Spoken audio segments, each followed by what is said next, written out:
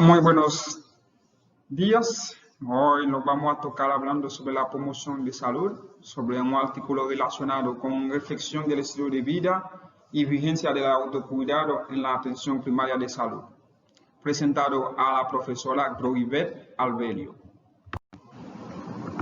La promoción de salud es un tema relacionado con el resultado de una construcción propia de cada situación que origina identificación de los problemas de salud y la necesidad real y potencial de la comunidad de la salud, de necesidad real, potencial de la familia y comunidad que demanda el cuidado. La promoción de salud lleva unos mecanismos para hacer la promoción como un autocuidado, es decir, tomar la decisión y acción que llevan a esa comunidad para el beneficio de la salud de la comunidad, de la familia o la persona cuidado. Una ayuda mutua entre las personas que están educando a las acciones que ayudarse a otras personas de acuerdo a la situación que están viviendo. Y un entorno sano, creación de condiciones ambientales que favorecen la salud, sea por la situación pedagógica, situación ambiental o situación social. La enfermería juega un papel muy importante en la promoción de salud por su educación, por su valoración de estrategias y cuidado en las intervenciones, en los diagnósticos y planificación de cada personal de la sociedad, y participa con un entorno descrito en cada situación familiar y cada paciente, sea por su creencia, sea por su diagnóstico, sea por su comorbilidad. Es decir, la enfermería juega un papel muy importante de forma activa en el manejo de la salud de cada población.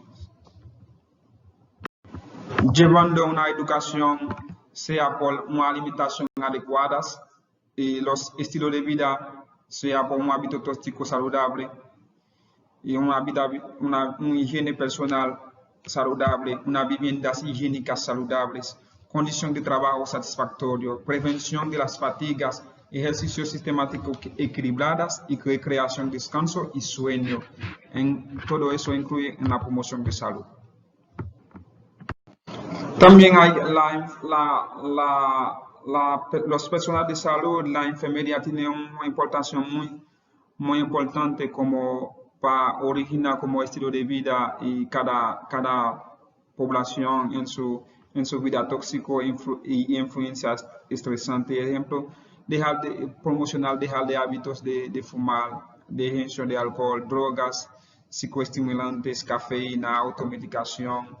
Todo lo que puede llevar a trascender un autocuidado por déficit, sea por educación, sea por cultura, sea por blindar una responsabilidad a cada situación en los promocionar un sistema profiláctico y orientación detalladas de autocuidado por déficit de promoción de salud.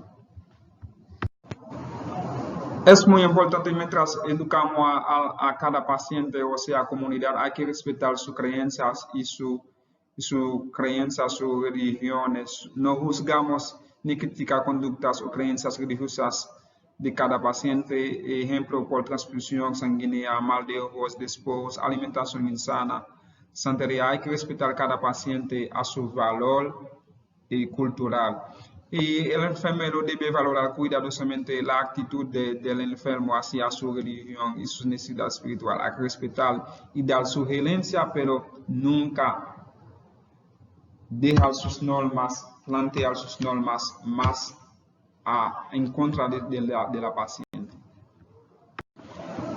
En modo de conclusión, que la promoción de salud y el autocuidado va encaminando a modificar las conductas no saludables en saludables, que incluye incrementar el conocimiento, adquirir habilidades como tener motivación para el autocuidado, influye mejorar el ambiente en el que desenvolvemos como personas, como familias en la comunidad, asegurarnos de nuestra expectativa como enfermeras, como sean razonables y potencias una salud a nivel promocional y respetable.